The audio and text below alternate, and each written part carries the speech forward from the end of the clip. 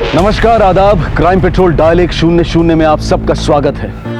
इसकी शादी ऐसे धूमधाम से करेंगे, सारे लोग बरसों तक याद रखेंगे। लेकिन पैसे कहाँ से आएंगे धूमधाम के लिए? आज का एक केस गाजियाबाद से सटे एक इलाके का है, जहां एक ऐसे अपराध की रचना की गई जो सोच से भी परे है। एक ऐसा सनसनीखेज जुर्म जिसने पुलिस डिपार्टमेंट की रातों की नींद और दिन का चैन छीन लिया। सुरंग खोद के बैंक लूटा है, मतलब तगड़ी प्लानिंग की होगी। इंसान 2 ही बार गड्ढा खोदता है, जब ज्वेलरी छुपानी हो तब, या किसी की लाश।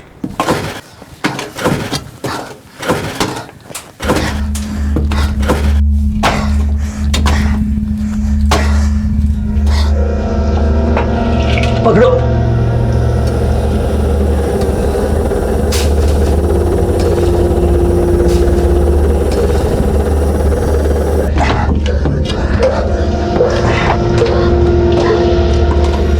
पकड़ो।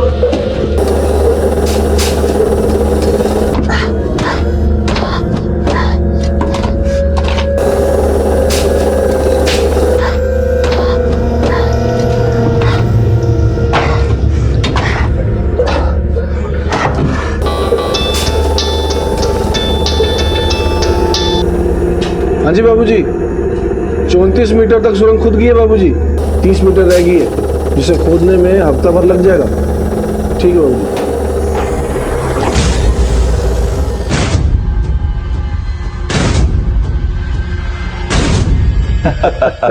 नहीं, 17 तारीख तक सारी तैयारियां हो जाएगी, आप चिंता न करिए। जी बहुत अच्छा, बहुत अच्छा। ये लोग आ गई हमारी रेशमा। बैठो। बहुत होनहार और सुशील है। जिस घर में जाएगी खुशियों से भर देगी मेरी बेटी उस घर को। दरअसल इसकी जिद थी आगे पढ़ाई करने की, इस वजह से शादी में देर हो गई। जिद तो मेरी भी है रघुनाथ जी। मैं अपने बेटे की शादी इतने धूमधाम से करूं जिसके बारे में कोई सोच भी ना सकता हो। आप बिल्कुल फिक्र मत करिएगा, इकलौती बिटिया है हमारी। इसकी शादी ऐसे धूमधाम से करेंगे कि सारे लोग बरसों तक याद रखेंगे। तो फिर इस रिश्ते को पक्का माने? आप अपने बात से मुकरिएगा तो नहीं? अरे नहीं, आप बिल्कुल फिक्र मत करिएगा भंडारी जी। अरे अब तो समझी जी कहिए। तब तो इसी बात पे मुंह मीठा करना बनता है।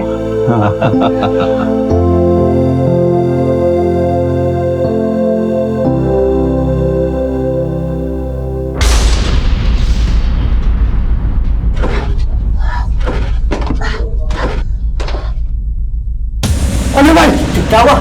ये मिट्टी सुरंग दस्त नहीं जाएगी? पगला गया क्या? पूरे 6 फुट गहरी सुरंग है, कुछ नहीं होगा। तू चल खोद खोद खोद, जा जा, थोड़ा टेक लगाएगा तो टिक जाएगी। चल चल खोद खोद, हो गया काम, हो गया। चल।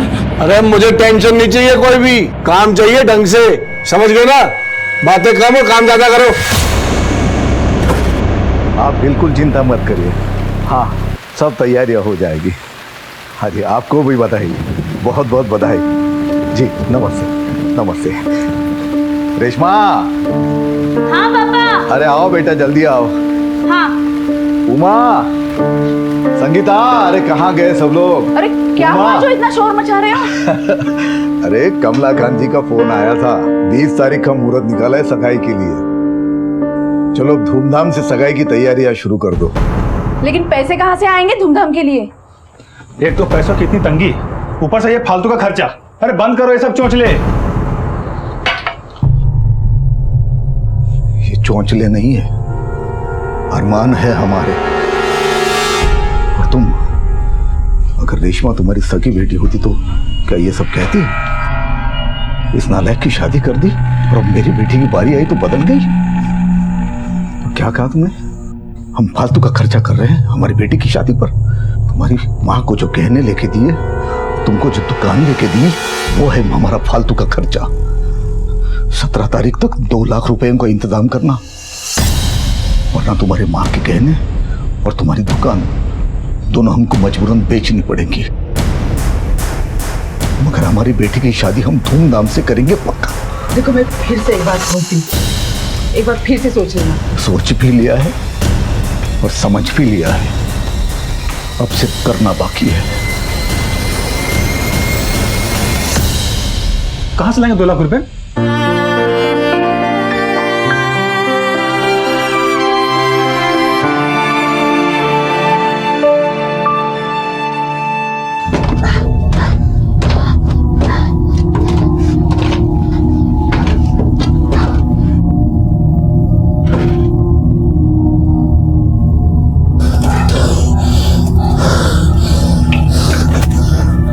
अनिल भाई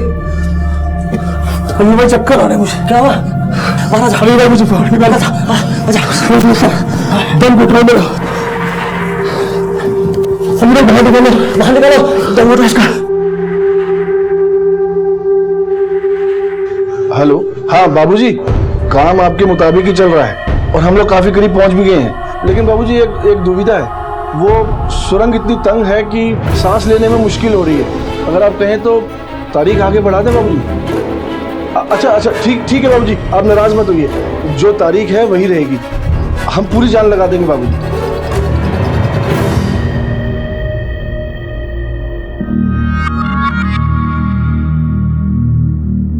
पापा, आपका हल्दी वाला दूध। ये लेंगे, देखो एक से बढ़ के एक है, ऑनलाइन जो चाहिए पसंद कर लो।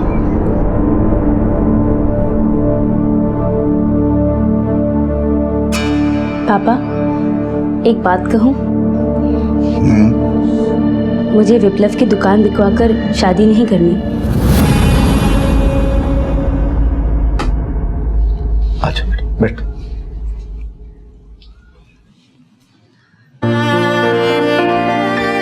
मेरी बेटी उन लोगों के बारे में सोच रही है जिन लोगों को उसकी कोई फिक्र नहीं है। अरे हम तो उनको सिर्फ डरा रहे थे ताकि डर के मारे कुछ ना कुछ तो इंतजाम करें। बाकी तू पैसों की चिंता मत करना, सामान खरीद ले फटाफट, जो चाहिए वो। हमने तुम्हारी शादी के लिए बहुत बड़ा प्लान किया है।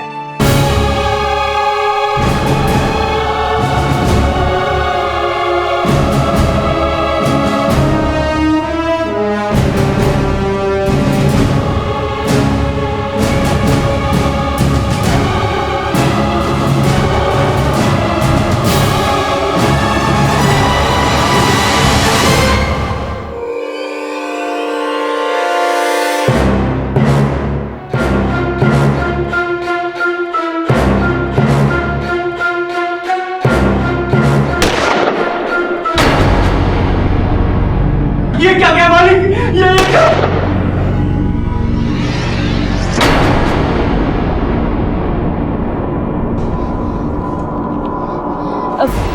एक्सक्यूज मी, मुझे इंस्पेक्टर साहब से मिलना है, बहुत जरूरी काम है। ठीक है, आप यहाँ बैठिए, मैं अभी पूछ कर आता हूँ। सुनिए, आप अंदर जा सकती हैं।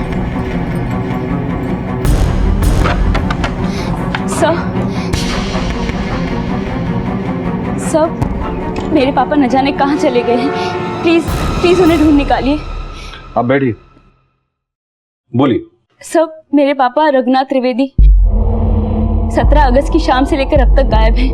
उनका नंबर भी स्विच ऑफ आ रहा है, पता नहीं कहाँ चले गए हैं। कुछ आइडिया है कोई घर से कहाँ गए हैं वो? नहीं सर, कुछ बता के नहीं गए।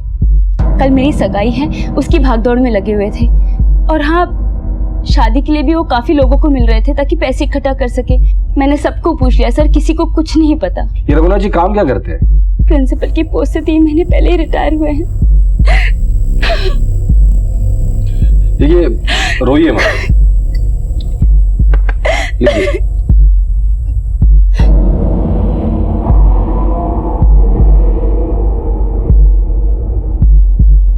हाँ सर, याद आया। पापा बनारस जाने की सोच रहे थे चाचा के पास में, ताकि वो पैसों का इंतजाम कर सके। पापा नहीं चाहते थे कि पैसों की किल्लत की वजह से शादी की तारीख बदली जाए। हमने वहाँ पे भी फोन कर लिया, वहाँ पर भी नहीं है वो। रघुनाथ जी की फोटो और फोन नंबर बाहर दे दीजिए, हम उन्हें ढूंढने की कोशिश करते हैं। ठीक है सर।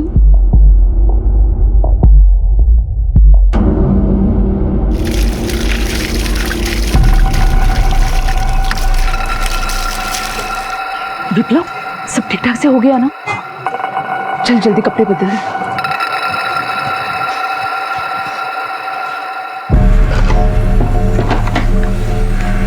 मैंने आपसे कहा था ना, अभी फोन मत कीजिएगा।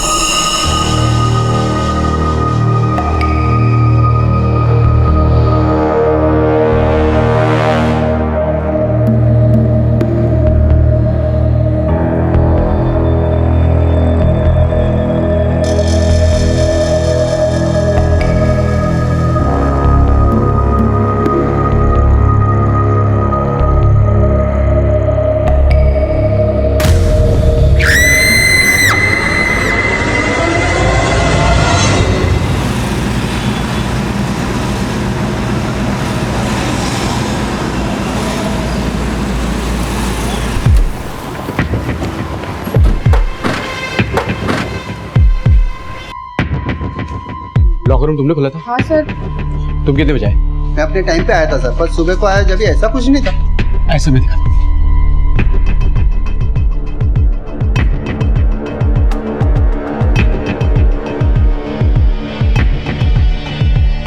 आइए सर, ये देखिए सब कुछ तोड़ दिया है। ये देखिए सर 4 दिन बाद बैंक खुले सब और मैं सारे लॉकर तोड़े हुए सर, सब कुछ लूट के लेके आए। सर मेरे हिसाब से कम 6 से 7 करोड़ रुपए के कैश और गहने हैं। सुरंग खोद के बैंक लूटा है, मतलब तगड़ी प्लानिंग की होगी। गुप्ता सुरंग में उतरो और देखो ये बाहर कहाँ निकलता है। जी साहब।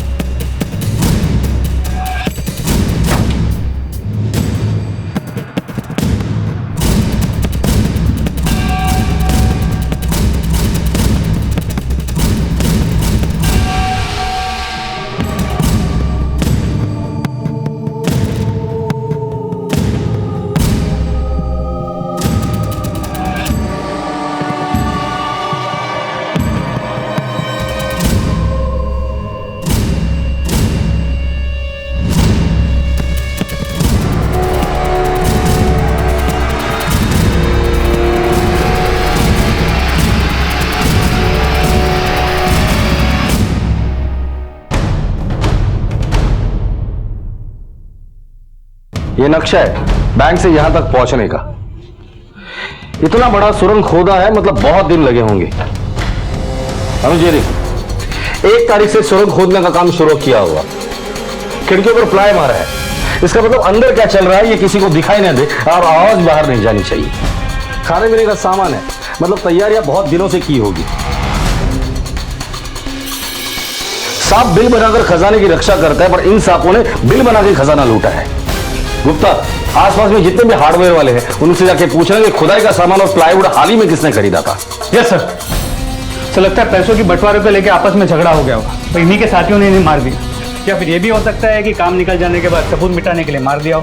अनुज जो लोग इतनी प्लानिंग कर सकते हैं ना, वो लोग कुछ भी कर सकते हैं। बॉडीज को पोस्टमार्टम के लिए भेज दो और फॉरेंसिक टीम को बुलाकर घर को अच्छी तरह से चेक करो और आसपास के पुलिस स्टेशन में इन दोनों की फोटोग्राफ्स भेजकर ये पता करो कि इन दोनों का कोई क्रिमिनल रिकॉर्ड था या नहीं।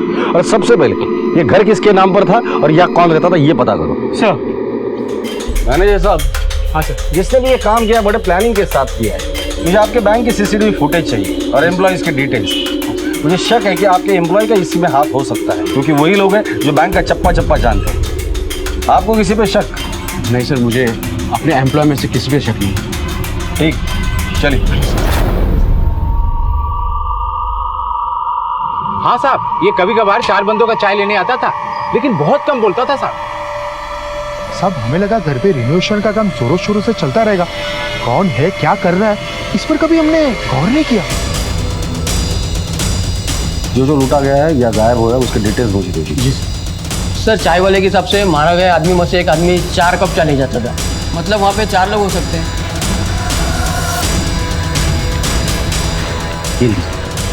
सर टोटल 86 लॉकर, उसमें से 50 लॉकर तोड़े गए थे। मैंने आपको सीसीटीवी फुटेज और स्टाफ डिटेल्स के बारे में पूछा था, उसका क्या हुआ?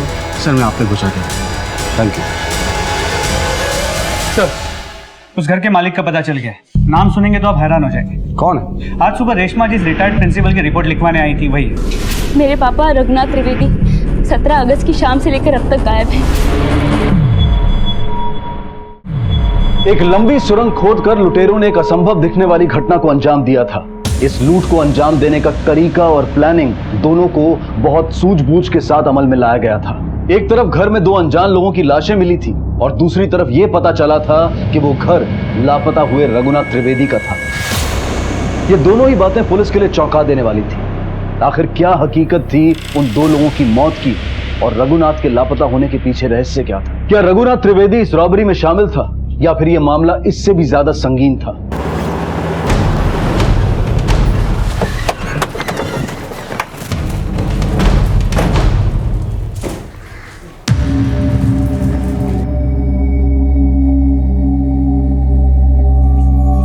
अनुज तुम आस पड़ोस में जाके फैमिली के बारे में पूछताछ करो। सर।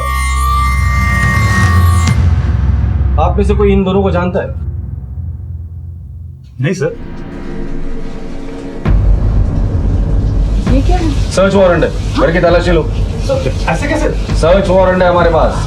कमाल है सर, हमने अपने पापा की गुमशुदगी की रिपोर्ट लिखवाई, अब आप हमारे घर आकर दो अनजान लोगों की तस्वीर दिखाकर हमारे घर की तलाशी ले रहे हैं। आपके प्रकाश रोड वाले घर से सुरंग खोदकर पास में जो स्वर्ण कलश बैंक है उसे लूटा गया है। काफी मात्रा में कैश और सोना चोरी हुआ है।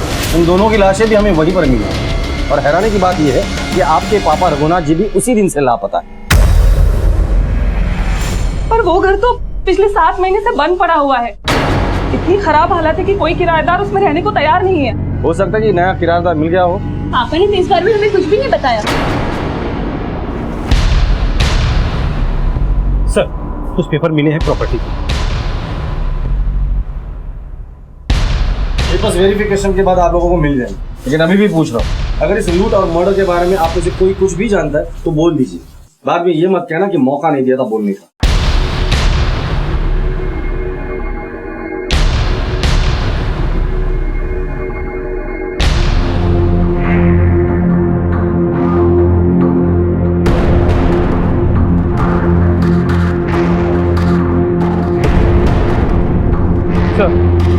आस पड़ोस के लोगों से पता चला कि घर के लोगों की आपस में बनती नहीं। इसके अलावा ये भी बताया कि रघुनाथ जी को पैसे की काफ़ी ज़रूरत है, काफ़ी कर्जे में थे। बेटी की शादी के लिए पैसे नहीं थे, लेकिन इस कॉन्ट्रैक्टर का कहना है कि इसे तैयारी के पैसे एडवांस में दे दिए गए। क्या? जी सर।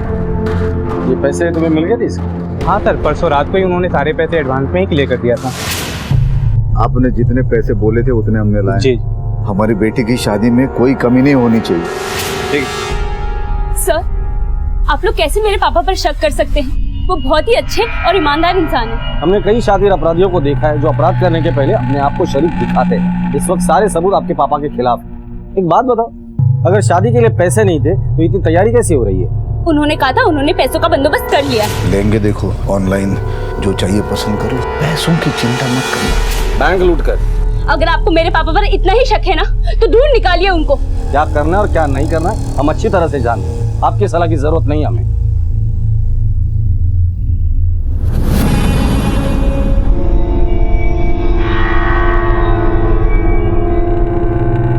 अनुज, हो सकता है इस रॉबरी में पूरी फैमिली इन्वॉल्व है, सब पे नजर रखना। सर,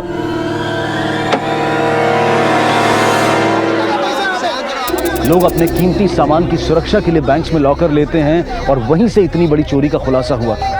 लोगों में अविश्वास और डर बढ़ने लगा था। लो जी, ठंडा ठंडा पानी।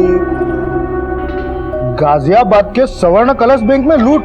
क्या? अरे देखो, खबर छपी है फोटो के साथ। आनंद विहार के बैंक में लूट। बेटी की शादी के लिए रिटायर प्रिंसिपल ने सुरंग खोदी।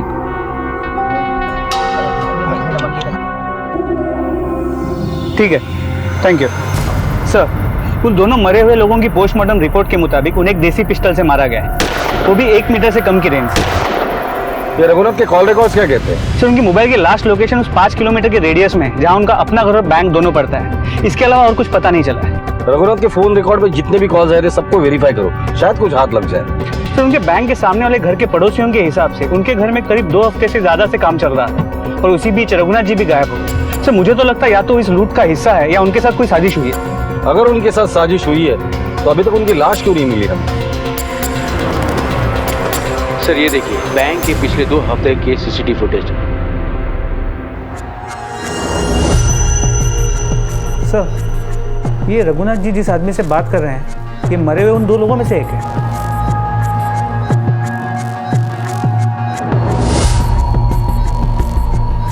रघुनाथ जी यहाँ क्या कर रहे हैं? सर, लोन के लिए 2 हफ्ते से बैंक के चक्कर लगा रहे थे। रघुनाथ जी, हम आपको लोन नहीं दे सकते। आपने पहले से ही लोन ले रखा है और आप तो अब रिटायर भी हो चुके हैं। लोन कहाँ से चुकाओगे आप बताओ यार। देखिए, हमारी बेटी की शादी, पैसों की जरूरत है हमें। रघुनाथ जी प्लीज आप यहाँ से जाइए।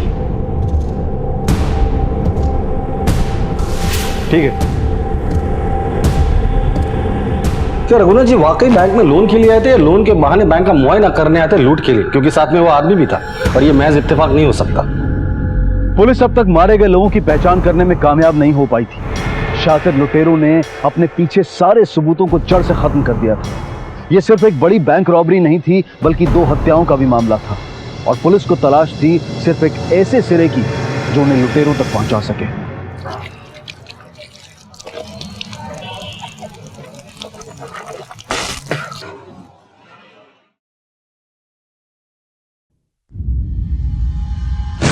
वीर जी 1 मिनट अखबार दिखाना।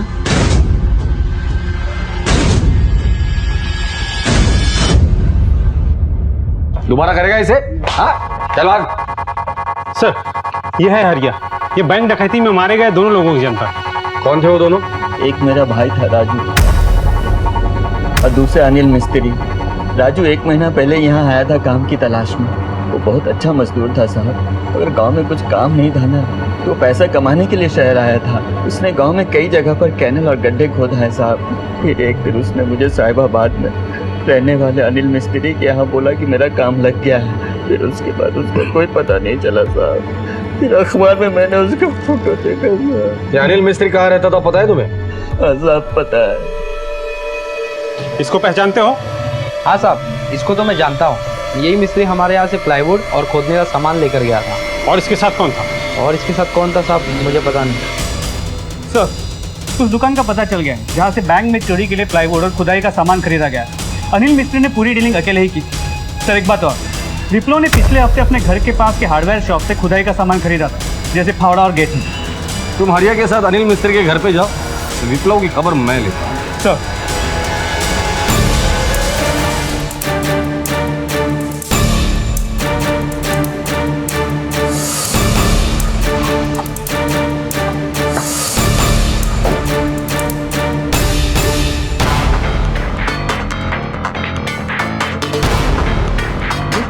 तलाशी लेनी है घर की।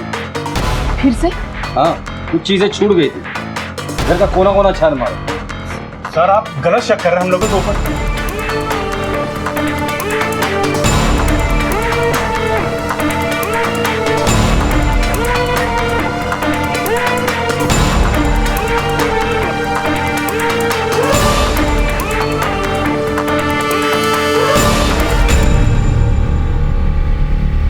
सर मैं आपसे कह रहा हूँ मेरे घर में कुछ भी नहीं मिले। अब 2 बार क्या आप 10 बार तलाशी ले लें। ये खुदाई का सामान मिला।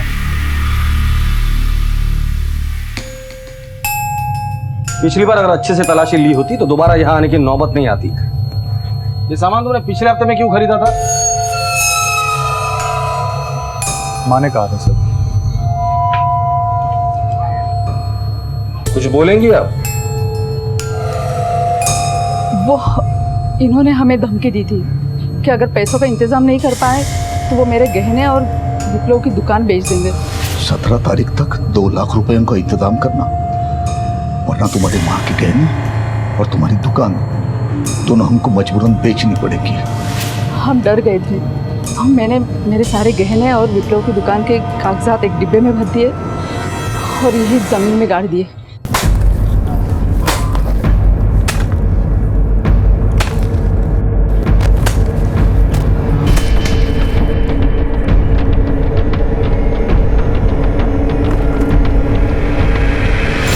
बोलो इसे।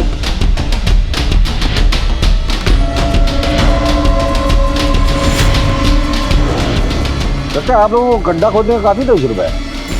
बैंक में सुरंग भी ऐसे ही बना था क्या? इंसान 2 ही बार गड्ढा खोदता है, जब ज्वेलरी छुपानी हो तब, या किसी की लाश। ज्वेलरी और पेपर को वेरीफाई कराओ, इनके है या लूट के। ओके। सवाल अब भी यही था कि रघुनाथ कहाँ थे। क्या उनका इस चोरी में कोई हाथ था या उनके परिवार में से किसी का कोई हाथ था? मारे गए 2 लोगों की शिनाख्त राजू मजदूर और अनिल मिस्त्री के रूप में हो चुकी थी। अब बारी थी कड़ियों से कड़ियां जोड़कर उन मुख्य अपराधियों तक पहुंचने की जिन्होंने इस नामुमकिन सी दिखने वाली डकैती को अंजाम दिया था। आखिर कौन थे वो दूसरे 2 आदमी और उनका बापूजी से क्या संबंध था? और क्या रघुनाथ त्रिवेदी के गायब होने और इस डकैती के बीच में कोई कनेक्शन था? पुलिस अब बड़ी मुश्किल से मिले अनिल मिस्त्री के घर तक जा पहुंची थी। ये है अनिल मिस्त्री का घर साहब।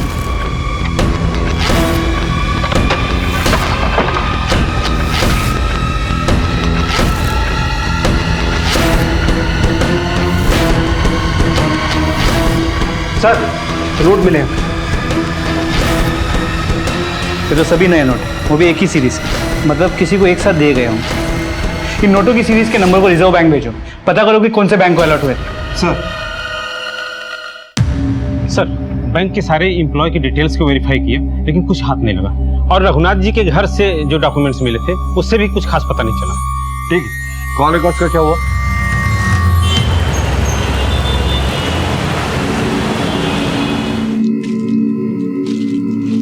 तो सुनो, ये मोबाइल रिपेयर करवाना है।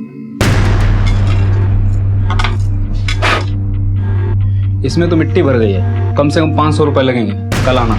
ये मोबाइल मैं ऐसे नहीं छोड़ सकता, तुम अभी के अभी से रिपेयर कर दो, मैं तुम्हें 2000 रुपये देता हूँ।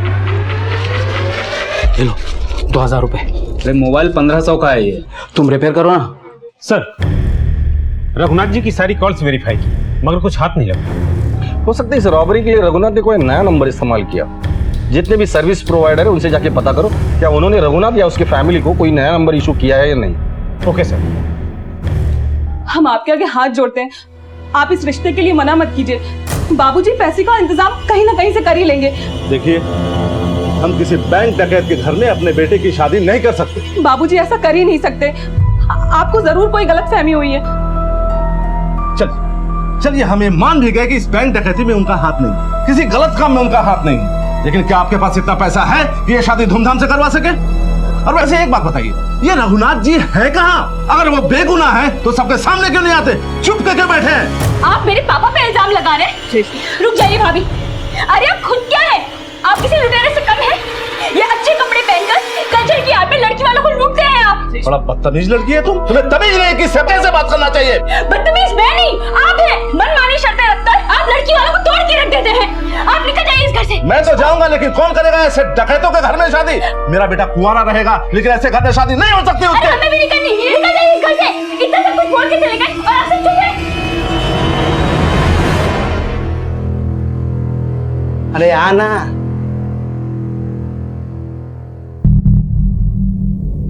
ये चैन हमें बेचनी है। बिल है इसका आपके पास? नहीं। ये चैन तुम्हारी है? हमें नहीं बेचनी है चैन, चलो। अरे रुको, सुनो तो।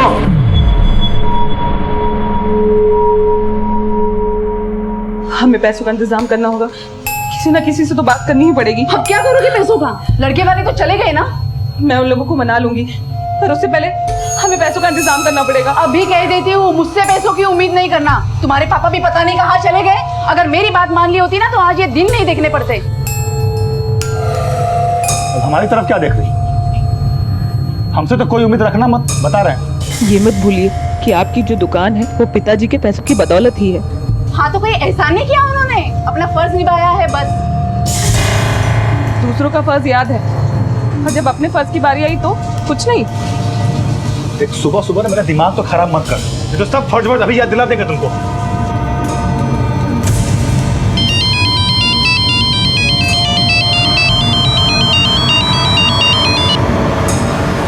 रेशमा, उमेश बात कर रहा हूँ। देखो रेशमा, तुम पैसों की चिंता मत करो, मैंने सारा इंतजाम कर लिया है। रेशमा, मैं अपने मम्मी पापा को मना लूंगा, बस तुम उन्हें एक बार सॉरी बोल देना।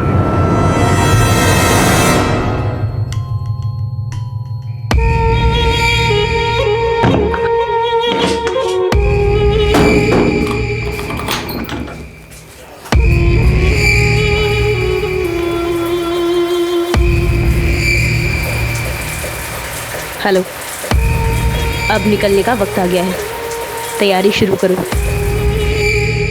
जहां एक तरफ रेशमा को विप्लव और उमा के तानों का सामना करना पड़ रहा था, वहीं दूसरी तरफ संगीता उसका भला सोच रही थी। और रघुनाथ त्रिवेदी का अब तक कुछ पता नहीं लग पाया था। पुलिस के शक के दायरे में सिर्फ रघुनाथ का परिवार नहीं था, बल्कि वो राजू और अनिल मिस्त्री से जुड़ी हर कड़ी को जोड़कर देख रही थी। और अचानक रेशमा ने एक ऐसा कदम उठाया जिसने सबको हैरत में डाल दिया।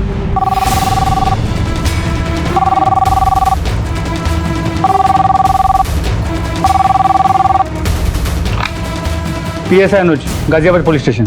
सर, मैं संगीता बोल रही हूँ। हाँ बोलिए। रेशमा घर पर नहीं है और उसका सामान भी घर पर नहीं है। क्या? पता नहीं कहाँ चली गई है। सर, आप घर पे जल्दी आ जाइए। ठीक है माते।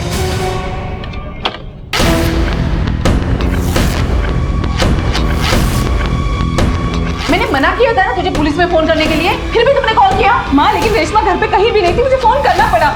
अरे रेशमा, जब चाहो तब तुम उसका ही नाम लेती हो। मरने दो उसे, जहाँ चली गई है वो। माँ, अब क्यों अपनी मत चल। सर, मैंने आपको फोन किया था, रेशमा घर पर कहीं भी नहीं है। और उसका सामान भी गायब है। सामान लेकर गई, इसका मतलब प्लानिंग के साथ उसने घर छोड़ा। अरे नाम खराब कर दिया है कलमुई ने हमारा, अब वो वापस ना आए वो ही बेहतर है। पहले आपके पति रघुनाथ जी गायब हो जाए, फिर आपकी बेटी रेशमा। ये माजरा क्या है? हम पता लगा लेंगे। सर इस बैंक रॉबरी में रेशमा भी शामिल तो नहीं? हो सकता है बाप बेटे ने मिलकर ये बैंक रॉबरी की हो। बाप की लाडली थी ये रेशमा। अगर रघुनाथ जी कहीं छुपे हुए तो रेशमा उससे मिलने की कोशिश जरूर करेगी। हो सकता है कि ये रेशमा ही हमें रघुनाथ और बैंक रॉबरी में शामिल लोगों तक पहुंचा दे। रेशमा के कॉल रिकॉर्ड निकालो और उसकी फोटोज हर पुलिस स्टेशन में सर्कुलेट करो और खबरियों को काम पे लगा दो। सर रेशमा की कॉल रिकॉर्ड्स, उसका फोन स्विच ऑफ होने से पहले आखिरी बार इस नंबर से बातचीत हुई। ये नंबर अभी भी एक्टिव है? जी सर, अभी भी एक्टिव है।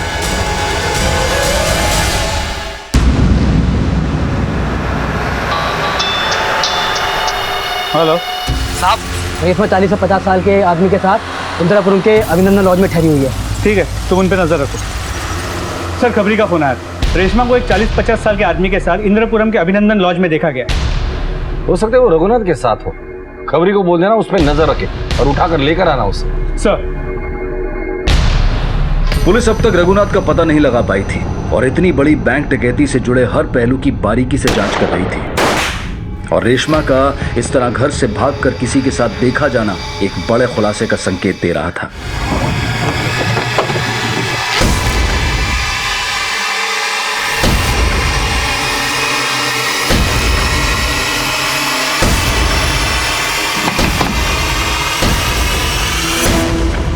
आप हटिए, रूम की तलाशी लो। अरे आप यहाँ क्या कर रहे हैं और ये सब क्या हो रहा है? ये कौन है? इसके साथ यहाँ क्या कर रही हो?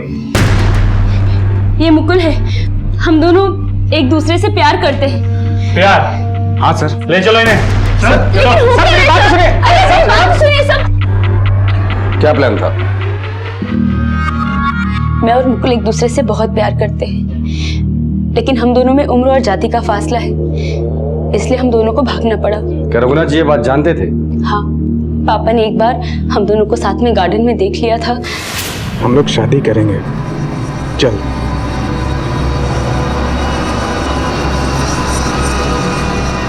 हाँ रेशमा, हमें पता है कि मुकुल अच्छा इंसान है, लेकिन मुकुल और तुमने जो उम्र और बिरादरी का फासला है, ये फासला तुम दोनों को समाज में जीने नहीं देगा।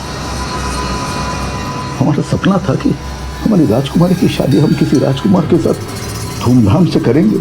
अगर हमारा ये सपना टूट गया तो तुम हमारा मरा हुआ मुंह देखोगे। मैंने पापा की बात मान ली। उमेश, उससे शादी करने के लिए मैंने हाँ कर दी, लेकिन पापा के लापता होते ही उमेश के लालची परिवार ने अपना असली रूप दिखाना शुरू कर दिया। माँ और विप्लव दोनों बात बात पे मुझे ताने देते थे और इस बार मैं झेल नहीं पाई। और ऐसे वक्त में मुकुल के अलावा मुझे और कोई रास्ता नहीं दिखाई दिया। सर मैं रेशमा से बहुत प्यार करता हूँ, ऐसे वक्त में बस इसका मैं साथ दे रहा था। हम दोनों शादी करने वाले थे। अनुज, रेशमा के घर वालों को इन्फॉर्म करो कि वो मिल गई है।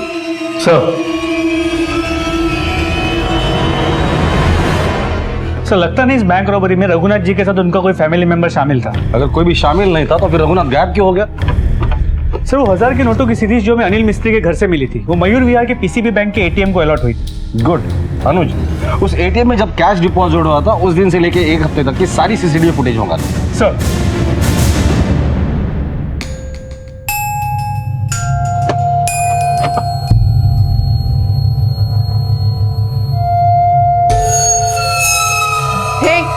खबरदार, जो घर के अंदर पैर भी रखा तुम दोनों ने, जैसे आए हो वैसे ही निकल जाओ। सुन लिया? निकलो भैया से। तुझे बुढ़ापे में शर्म नहीं है इसे घर से भगाते हुए? हाँ, आज जिसकी वजह से बाबूजी ने घर छोड़ दिया है और अब ये लड़की हमारे मुंह पे कालिक पोत रही है। अरे यही तो फर्क है ना इसकी और हमारी बिरादरी में। देखिए, मेरी बिरादरी के बारे में बात मत करिए, अपने गिरेबान में झांकिए। एक तो आप लोग अपना फर्ज नहीं निभाते और जो निभाता है उसकी मदद भी नहीं करते। खोट तो आपकी बिरादरी में है। क्या बोला? अरे क्या कर रहे हैं आप?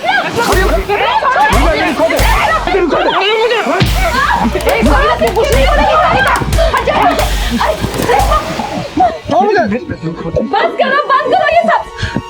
मैं इन दोनों को यहाँ इसलिए नहीं लेकर आई थी कि आप दोनों इन दोनों की जाति गिनाए। अब इन दोनों के अगर बीच में कोई भी बोला तो मुझसे बुरा कोई नहीं होगा। अब जब तक मुकुल और रेशमा की शादी नहीं हो जाती, वो भी पूरे विधि विधान के साथ, तब तक रेशमा इसी घर में रहेगी। तू ठीक नहीं कर रही है संगीता। विप्लू सुना तुमने? तेरी बीबी क्या बकबक कर रही है? दिमाग खराब हो रखा है इसका। चल अंदर चल। निकलते वरना जान से मार दूंगा मैं।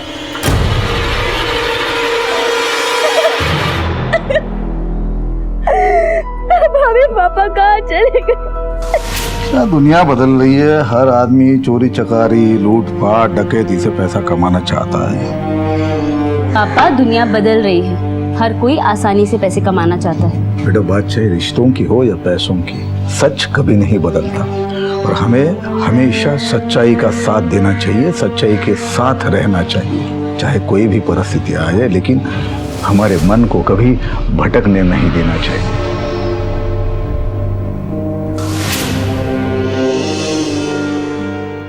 सर, उस एटीएम के सीसीटीवी फुटेज को चेक किया तो पता चला उन 2 दिनों में सिर्फ 6 लोगों ने 10,000 या उससे ज्यादा की अमाउंट विड्रॉ की। जब इन 6 अकाउंट्स को हमने वेरीफाई किया तो पता चला उनमें एक अकाउंट ऐसा है जिसमें कभी 5 या 10,000 से ज्यादा बैलेंस था ही नहीं, लेकिन अचानक 3 हफ्ते पहले उसमें 2 लाख रुपए डिपॉजिट हुए। अच्छा, चलो पता करते हैं उस अकाउंट का इस सुरंग के साथ क्या कनेक्शन है। सर, उन नई सीरीज की करेंसी रिफिल हुई थी जो अनिल मिस्त्री के यहाँ से मिली थी। पुलिस ने हर एक अकाउंट होल्डर को वेरीफाई करना शुरू किया जिसने इस बीच वहाँ से पैसे निकाले थे, और फिर हाथ लगा एक ऐसा अकाउंट होल्डर जिसके लगभग खाली पड़े अकाउंट में 3 हफ्तों में अचानक एकदम से पैसों की ट्रांजैक्शन बढ़ गई थी। पुलिस का उस पर शक अब यकीन में बदल गया।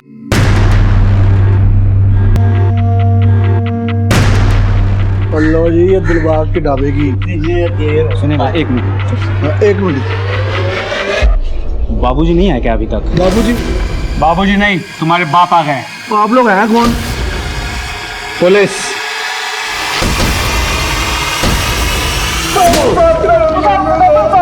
अब सच्चाई का सुरंग खोदना शुरू कर दो वरना और मारूंगा। हमको हमारे लीडर बालेश्वर बाबूजी ने ये बैंक लूटने का प्लान बनाया था। हमने उस जगह की अच्छी तरह से रैकी की हुई थी और लूट का सही समय देख रहे थे। मैं पहले बिल्डिंग कॉन्ट्रैक्टर के पास काम करता था, उसके साथ मैप बनाता था, इसलिए थोड़ी बहुत जानकारी थी कंस्ट्रक्शन की। मैंने पूरे एरिया को अच्छे से चेक किया था सर कि बीच में कोई सीवर लाइन या वायरिंग या कोई बिल्डिंग कंस्ट्रक्शन की फाउंडेशन न रखी। हम दोनों के सर पर बाबूजी का हाथ था। बस हमें जरूरत थी एक कुशल कारीगर की और मेहनती मजदूर की, क्योंकि हमें बहुत मुश्किल से मिले साहब। और फिर हमने उनको ऐसे सपने दिखाए कि वो हमारे लिए रात दिन सुरंग खोदने को तैयार हो गए। देखो भैया, हम हैं 4 लोग और हमारे गुरु बापूजी। लेकिन वो है कहाँ पर?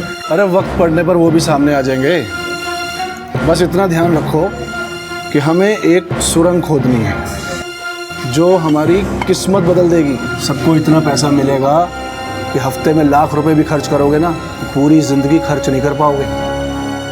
अब बताओ, भिखारियों की जिंदगी जीना चाहते हो या राजाओं की? राजाओं की। चीयर्स। अरे करो ना चीयर्स। चीयर्स। ये हुई ना बात। अरे मोहित भाई, इन दोनों का मुंह तो मीठा करवा दो।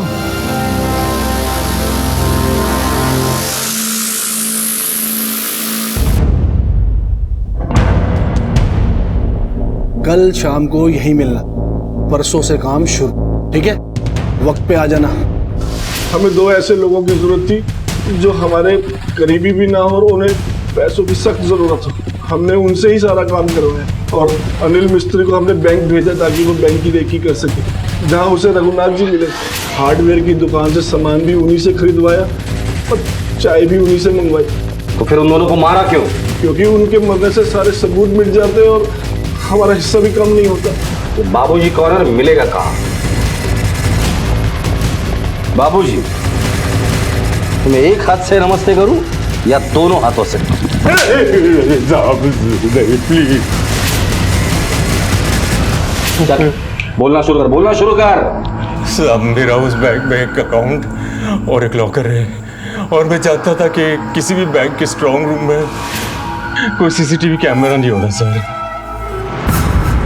सामने खाली पड़े रघुनाथ जी के घर को देखकर मेरे दिमाग में एक आइडिया है सर। ढाबे का मालिक दिलबाग और मोहित पे मेरे बहुत सारे कर्जे थे, इसलिए उनका कर्जा मुक्त और आगे की जिंदगी ऐशो आराम से बीते, इसलिए मैंने उन लोगों को यह प्लान बताया। इन सब में रघुनाथ जी का क्या रोल था? साहब, अनिल मिस्त्री के जरिए हमने रघुनाथ जी का मकान कम कीमत पर किराए पर लेने की बात की थी, लेकिन उन्होंने मना कर दिया। फिर हमने उन्हें 2 साल का किराया एडवांस में देने की बात की तो झट से राजी हो गए साहब। हमने उन्हें 1 लाख रुपए एडवांस भी दिए और उनका मकान मरम्मत करवा के देने का वादा भी किया। अब वो बहुत खुश हो गए थे। सर उनका इस चोरी से कोई लेना देना नहीं था साहब। सब कुछ प्लान के हिसाब से चल रहा था, पता नहीं कहाँ से रघुनाथ जी आ गए।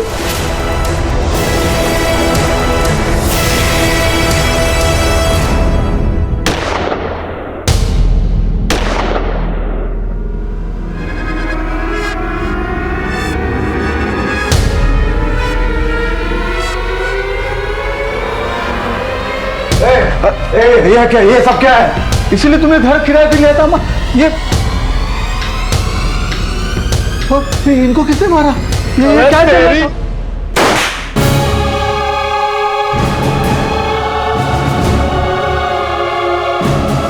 रघुनाथ जी की डेड बॉडी कहाँ है? साहब हमने उनको मारकर उनके घर के पीछे जमीन में गाड़ दिया था ताकि पुलिस को बैंक की डकैती और उनकी गुमशुदगी पर शक रहे और हम बच जाए।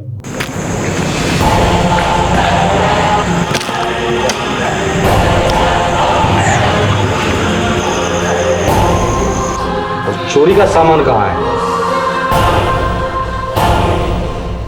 चोरी के सारे गहने मेरे ज्वेलरी शॉप में है। मैं सारे गहने धीरे धीरे पिघला कर बेचने वाला था।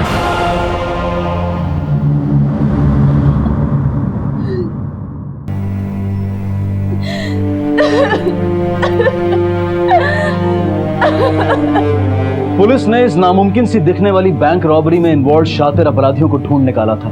चोरी का सारा सामान मिल चुका था, लेकिन खो चुकी थी 3 जानें, 2 गरीब और जरूरतमंद मजदूरों की और एक रघुनाथ त्रिवेदी की।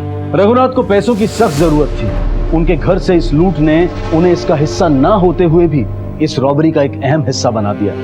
जहां एक तरफ पूरा जमाना सबूतों के बल पर उन्हें शक की नजर से देख रहा था, वहीं रेशमा का विश्वास उन पर टिका रहा। रघुनाथ त्रिवेदी एक अच्छे इंसान थे जिन्होंने अपनी बेटी की शादी के सपने अपनी आंखों में संजो रखे थे, लेकिन पैसे का इंतजाम करने की होड़ में वो इतना खो गए कि उन्होंने बिना सोचे समझे, बिना किसी जांच पड़ताल के अपना घर किराए पर दे दिया। उनकी इस भूल ने न सिर्फ उनकी जान ली, बल्कि लोगों को उनकी ईमानदारी पर शक करने का मौका भी दे दिया और एक बेटी हमेशा के लिए दूर हो गई अपने पिता के साए से। अब मैं अनूप सोनी आपसे विदा लेता हूँ।